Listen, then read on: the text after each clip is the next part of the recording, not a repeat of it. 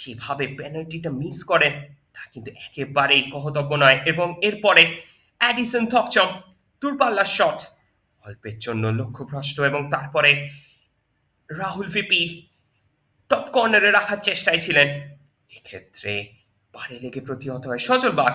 আজকে বেশ কয়েকটা ভালো ডেলিভারি করেছেন, তবে শেষ রক্ষা কিন্তু কখনোই হয়নি। এক্ষেত্রে সেকেন্ড পোস্টে ভাসানো বল ছিল, দেবনাথ মণ্ডল কোনো মতে পরিস্থিতি সামাল দেন এবং মাফ করবেন শুভজিৎ ভট্টাচার্য এক্ষেত্রে পরিস্থিতি সামাল দেন, এবং এক্ষেত্রে দেবনাথ মণ্ডল যেভাবে ক্লিয়ারেন্সটা করে তা কিন্তু সত্যি প্রশংসনীয়। এক্ষেত্রেও